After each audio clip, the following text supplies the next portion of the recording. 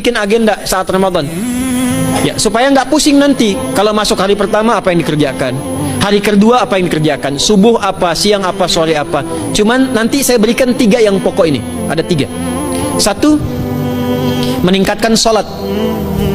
Saya ulang ya, meningkatkan apa? Sholat. Kalau meningkat secara singkatnya berarti bertambah dari yang sekedar fardu, tambah dengan apa? Sunnah. Maka dari sekarang keluarkan semua jenis sholat-sholat sunnah. Keluarkan dari sekarang apa saja, siang dan malamnya. Yang rawatib, ada berapa rawatib? Rawatib 12. Ya, rawatib itu yang melekat dengan sholat fardu dan menentukan untuk memperbaiki sholat fardu. Menambah. Jadi kalau kurang khusyuk ditambah dengan sunnahnya disebut rawatib. Bisa sebelum, bisa setelah sholat fardu. Ada 12 dari hadis Nabi sallallahu alaihi wasallam. Man shalla isnatai asyrata raka'atan, siapa yang sholat 12 rakaat fi yaumin wa lailatin, yang mengiringi sholat fardu siang dan malam. Ya, bunyalahu bihinna baitun fil jannah, maka akan dibangunkan baginya satu rumah di surga kalau konsisten menunaikan 12 itu sampai meninggal dunia. Sahabat yang mendengar itu mengatakan kompak semuanya, sejak mendengar hadis itu kami usahakan istiqomah sampai meninggal tidak meninggalkannya. 12 itu 2 sebelum subuh, cepat. 4 sebelum zuhur, 2 setelah zuhur, 2 setelah maghrib, 2 setelah isya. 2 rakaat sebelum subuh, 4 rakaat sebelum zuhur. Kalau nggak bisa 4 rakaat karena terbatas waktunya, boleh 2 rakaat khusus untuk sebelum zuhur. Kalau nggak bisa 4, boleh berapa? 2. Dalilnya hadis Ibnu Umar radhiyallahu taala anhuma. Kata beliau, hafidtu asyra rakaatin, saya hafal 10 rakaat dari Nabi sallallahu alaihi wasallam salat sunnah. Maka menyebutkan sebelum zuhur 2 rakaat. Baik, jadi 12 ya. 2 sebelum subuh, 4 sebelum zuhur, 2 setelah zuhur, 2 setelah maghrib, 2 setelah isya. Ini yang disebut dengan rawatib. Jamak dari kata ratib. Di luar ini mutlak. Mutlak ini ada yang berdampingan dengan salat fardu, ada yang terpisah. Contoh yang berdampingan, 4 rakaat sebelum asar. 4 rakaat ini bukan disebut rawatib, tapi salat mutlak. Cuma waktunya berdampingan dengan salat fardu. Jadi dia nggak memengaruhi salat fardu, cuma punya keutamaan sendiri. Apa keutamaannya? Hadis Ibnu Umar radhiyallahu taala anhuma, ketika beliau menyampaikan qala Nabi sallallahu alaihi wasallam rahimallahu ra'an shalla qabla al-'asri arba'an.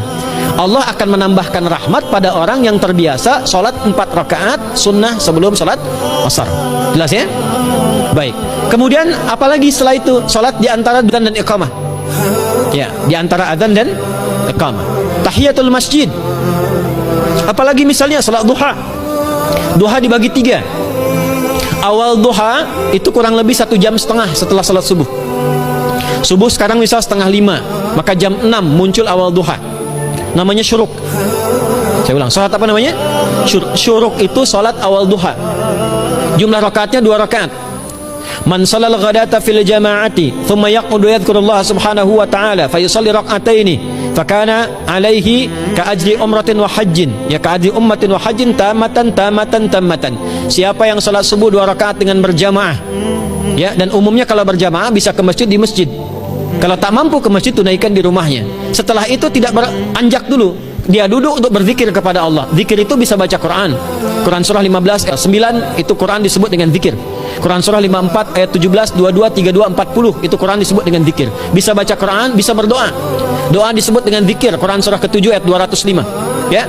Bisa dengan apa lagi? Bertafakur, ya, mengaji, ta'lim, itu disebut dengan zikir. Ali Imran ayat 190 191. Alladzina yadhkuruna Allaha qiyaman wa qu'udan wa 'ala junubihim wa yatafakkaruna fi khalqis samawati wal ard. Ya, disebut dengan zikir. Bisa bertasbih. Zikir pagi petang, kalimat-kalimat thayyibah ada itu di Quran surah ke-4 ayat 103. Jadi habis salat subuh zikir dulu. Doa dulu, zikir dulu, belajar dulu, tafsir dulu. Setelah itu muncul syuruk. Perjalanannya disebut isyraq, melewati masyrik, 1 tombak bayangan, dia salat 2 rakaat, itu pahala salatnya senilai haji dan umrah. Sempurna. Bukan sudah haji, bukan. Mau kemana? Ibu mau haji dulu? Tidak. Ya, hajinya nanti bulan Dzulhijjah. Tapi senilai haji dan umrah itu 2 rakaat. Awal duha disebut apa? Syuruk. Pertengahan duha sekitar jam 9 jam 10. Jumlahnya 2 sampai 4 rakaat. Ya, 2 sampai 4 rakaat. Apa fungsinya? 1, mengganti seluruh zikir yang ada dalam tubuh kita. Mata berzikir, telinga berzikir, lisan berzikir, bisa diganti dengan 2 rakaat duha. Itu waktunya pertengahan duha. Kurang lebih dari jam 8, 9, 10 lah, kurang lebih 3 jam itu, ya. Yang kedua, bisa menghambat atau menghentikan, menahan satu musibah umum. Misal ada kebanjiran nih atau macet nih. Orang-orang kena macet. Bapak yang biasa sholat duha pertengahan itu tiba-tiba ditolong oleh Allah, dibebaskan. Tiba-tiba ada orang datang, Pak lewat sini di sana macet. Atau dibimbing ada kontraflow. Itu manfaatnya duha tuh. Yang pertengahan. Yang terakhir adalah akhir duha. Sekitar jam 10 sampai jam 11 menjelang ke zuhur. Ya, akhir duha itu jumlahnya dari 2 bisa 4 sampai 8 rakaat. Di antara manfaatnya bisa mempermudah datangnya rizki dengan izin Allah Subhanahu wa taala ketika ikhtiar. Itu duha. Nanti ke malamnya silahkan tahajud, tingkatkan tarawihnya sampai ditutup dengan witir.